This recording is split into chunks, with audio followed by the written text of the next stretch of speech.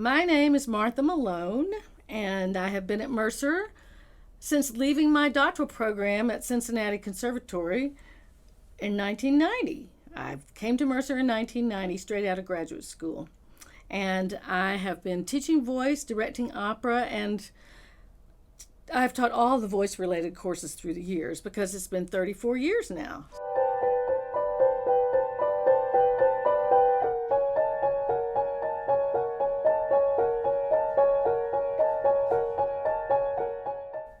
Well, equally, I like teaching voice and I like directing the opera workshop.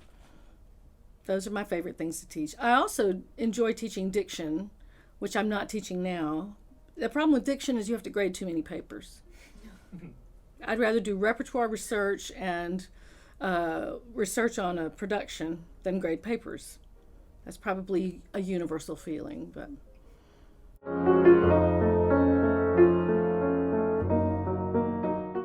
that's a hard one.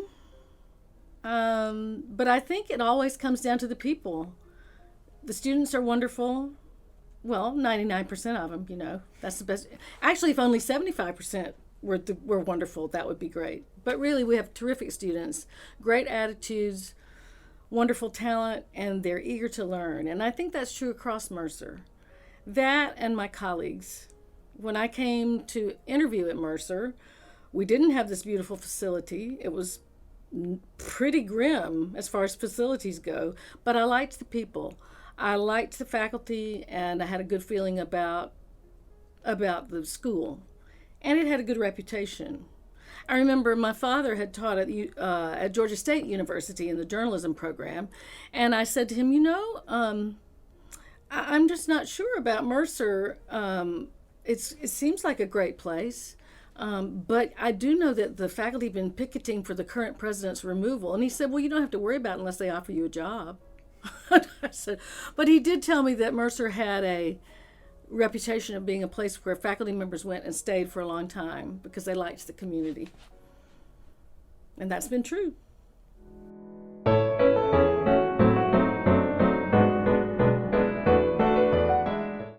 Well, that's an interesting tale because I had never been in a play. I had never worn a costume in front of people, except once in the 7th grade. I wrote a play and starred in it.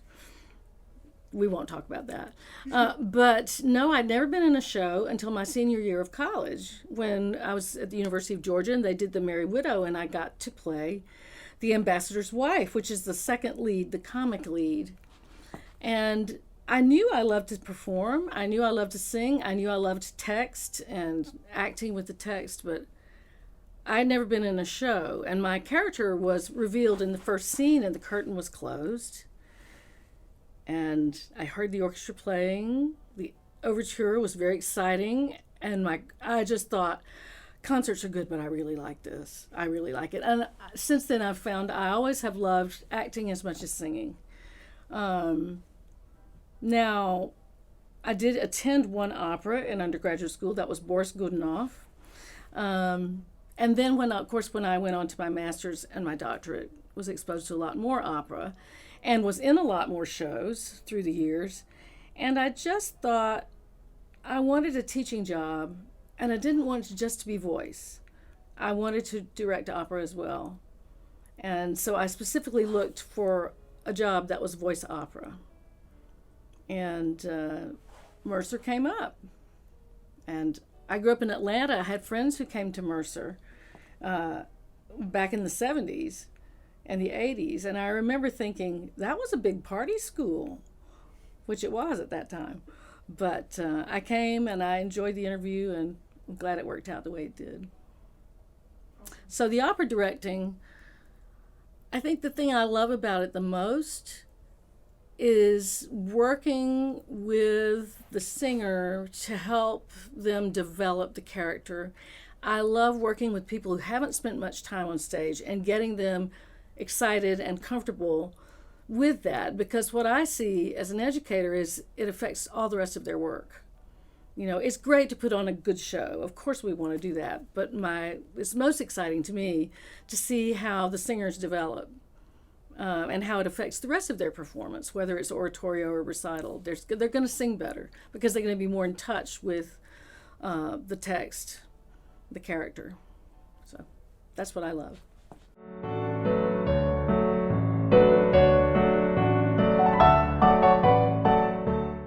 I think when it's well done, opera is one of the most powerful of the arts. Music to me is, I mean, we can say we love all the arts, visual art, theater, but music gets into your subconscious in a way that nothing else does. And it's profoundly moving. And if you can make that work with the plot of the show, whether it's a comedy or a tragedy, it really reaches people and opens them up. And so, and it works on all levels. And dance, there's a lot of dance. It's kinesthetic, it's hearing vocal, it's visual. And, there's a great director, Wesley Bach, who used to say, we have to appeal to the symphony crowd, the art crowd, the theater crowd, who says, why can't those singers act? And the symphony crowd who's saying, oh, all that scenery distracts from the music. We have to appeal to all those people. And it's an incredible challenge. And so when it really works, it's kind of miraculous. And happily, every semester it works. Because we've got talented people who work hard.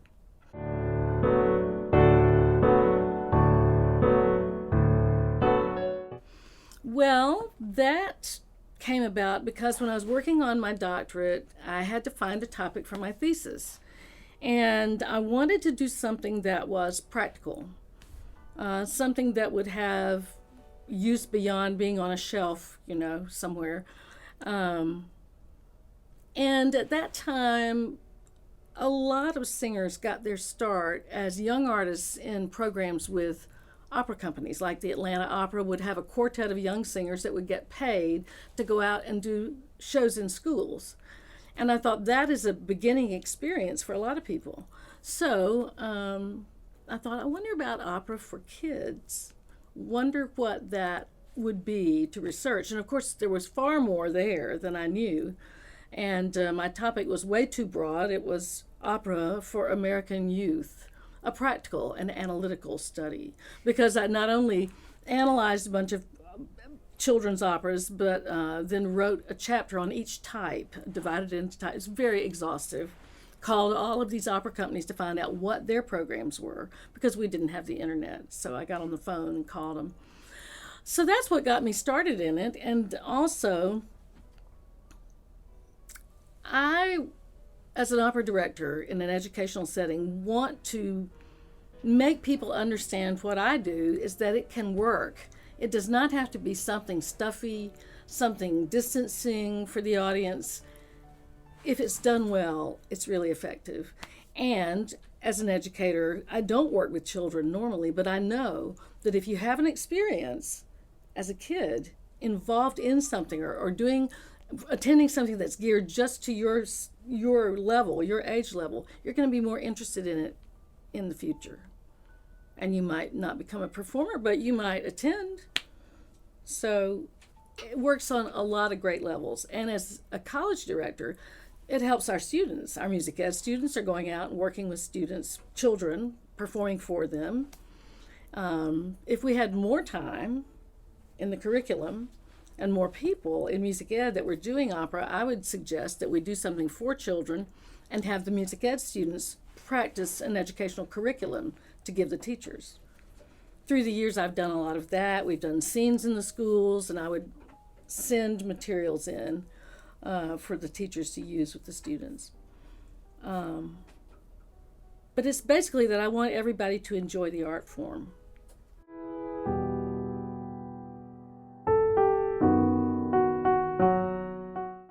Yes, one that I've done, actually, we've done 4 times because it works so well. It's called A Muskrat Lullaby, and it's by Edward Barnes. I found it when I attended an Opera for Youth little conference. At one time there was an organization called Opera for Youth that was kind of a spin-off of the National Opera Association. Those people were all involved in both organizations. National Opera Association is it's basically an organization of mostly educational opera directors. But there are some also from the professional world there.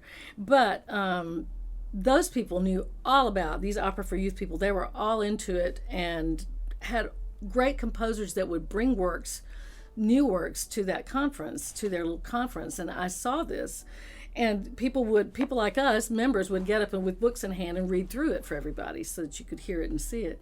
And A Muskrat Lullaby is based on a children's book called Mama Don't Allow. There's a folk song, Mama Don't Allow, no guitar playing around here. And it's the protagonist is a muskrat named Miles. No, the protagonist in the book is somebody else. Anyway, they're swamp animals. And they're looking, Miles the muskrat is a tenor, and he wants to sing, and he loves to sing. And he meets a spider who sings alto, and he meets the tenor who sings, no, he's the tenor. He meets a bass who's a frog, boom, boom, boom, boom, boom, boom, boom. And then the alto's the spider, and then the bird, of course, is the soprano. The whole thing takes about 20 minutes, but they are looking for a place to practice. And the thing that makes it so great is there's audience participation for the children.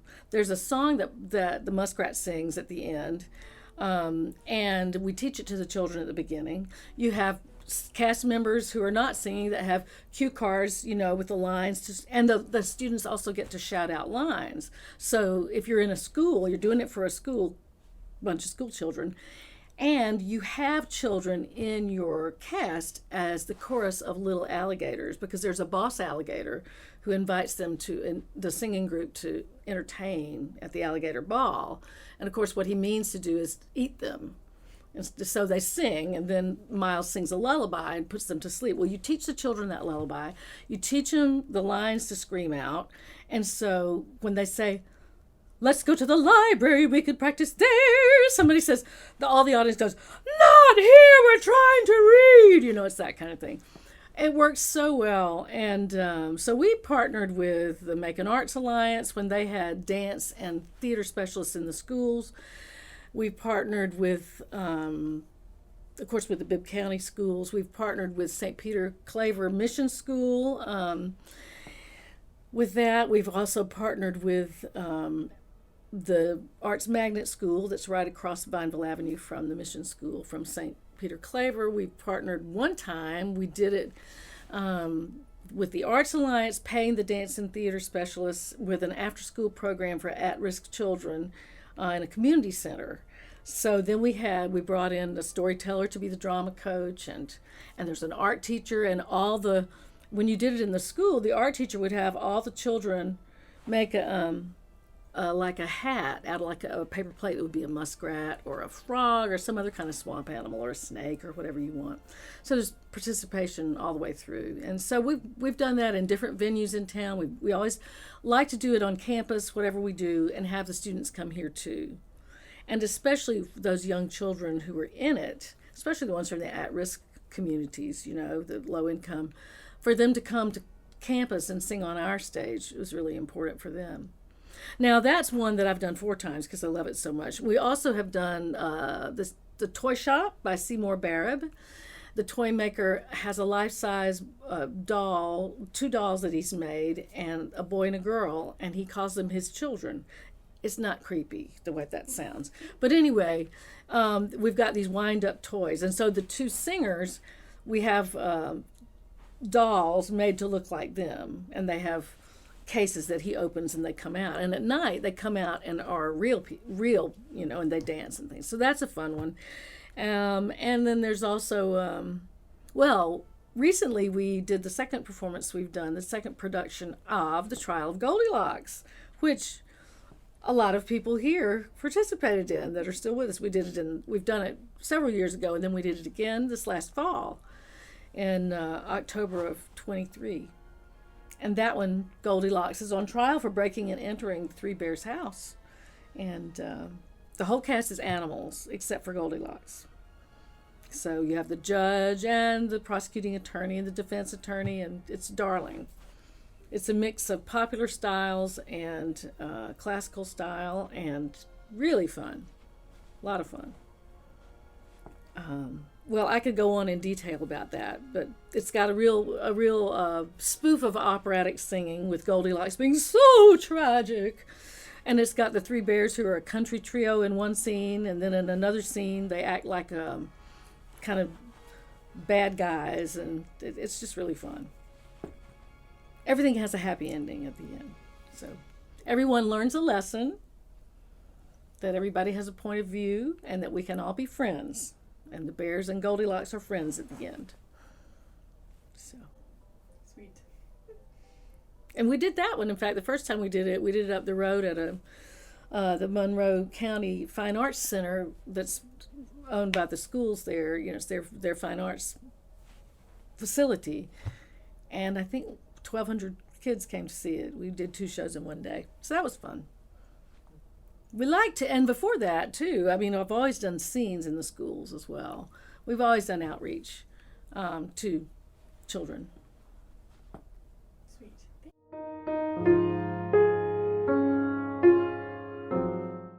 Well, our current production actually opens and closes on the same night because it's a one-night concert of Rodgers and Hammerstein, the great Rodgers and Hammerstein. And we're just singing it with semi-staging. It's not with costumes, but the music is so great and the singers are so wonderful. It's going to be it's called A Grand Night of Singing, which is the name of one of their songs from one of their shows, and it is going to be a grand night. And it's the 16th of April, which is a Tuesday night. Yes, 1 week from today, actually. And we hope everybody can come. It's $15. You can get tickets through the Mercer box office site. Is it?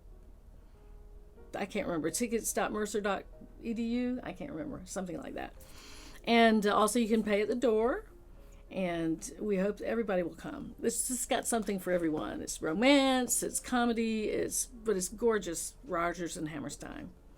So we've got selections from South Pacific, The Sound of Music, all their great hits.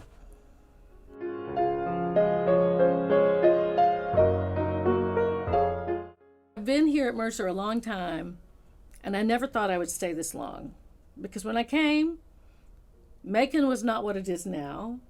The music program was not what it is now. And I liked the people, but I had no intention of staying this long. But it's been a great place to be here and a great time to be here because the music program has grown in size and quality consistently. And it's a great life. I have a good life here in Macon and at Mercer especially, so I'm lucky. At the end of the day, like at any other job, you don't want to go sometimes. But at the end of the day, I get paid to teach people to sing and to put on shows. And that's a pretty good life.